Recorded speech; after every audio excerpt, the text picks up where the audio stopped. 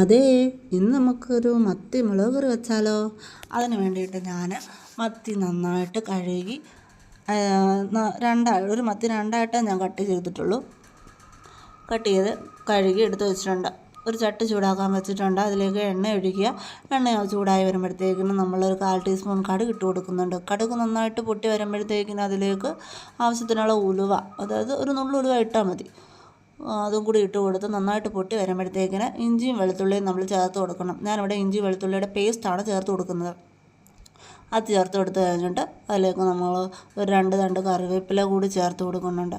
ഇവയെല്ലാം കൂടി നന്നായിട്ട് തന്നെ മൂപ്പിച്ചെടുക്കണം. ചെറുതീയിൽ വെച്ച് വേണം നമ്മളിതൊന്ന് മൂപ്പിച്ചെടുക്കാനായിട്ട്. ഇത് നന്നായിട്ട് മൂത്ത് വരുമ്പോഴത്തേക്കിന് നമ്മൾ ആവശ്യത്തിനുള്ള പൊടികളാണ് ഇതിലേക്ക് ചേർത്ത് കൊടുക്കുന്നത്. ഞാനിവിടെ ഇത് 2 മിനിറ്റ് ഒന്ന് മൂപ്പിക്കാൻ വെച്ചതിന് ശേഷം മൂത്ത് വരുമ്പോഴത്തേക്കിന് ഇതിലേക്ക് ഒരു 3 ടേബിൾ സ്പൂൺ മല്ലിപ്പൊടിയും 2 ടേബിൾ സ്പൂൺ മുളക് പൊടിയും 1/4 ടീസ്പൂൺ മഞ്ഞൾപ്പൊടിയും ചേർത്ത് കൊടുക്കുന്നുണ്ട്. ഇവയെല്ലാം നന്നായിട്ട് മൂപ്പിച്ചെടുത്തതിന് ശേഷം ഒരു 2 മിനിറ്റ് കഴിയുമ്പോഴത്തേനും അത് മൂത്ത് കിട്ടും.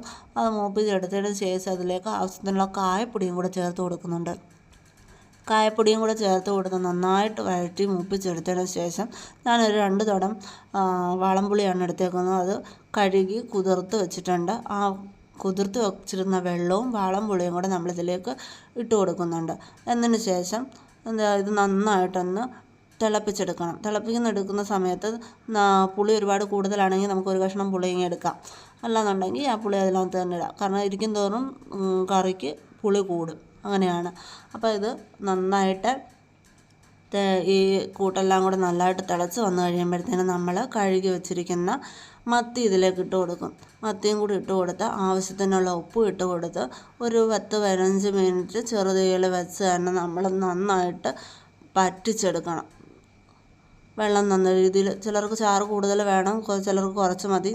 ഞാനിവിടെ കുറുകിയാണ് എടുക്കുന്നത്. നന്നായിട്ട് പറ്റിച്ചെടുത്തതിന് ശേഷം നമുക്കിവിടെ സ്വാദിഷ്ടമായിട്ടുള്ള ഒരു മത്തിക്കറി, മുളകും ഇട്ട മത്തിക്കറി റെഡിയായി കിട്ടും. അപ്പോൾ മത്തിക്കറിയുടെ റെസിപ്പി ആർക്കും ഇഷ്ടമായിട്ടുണ്ടെങ്കിൽ സബ്സ്ക്രൈബ് ചെയ്യണം നമ്മുടെ ചാനൽ.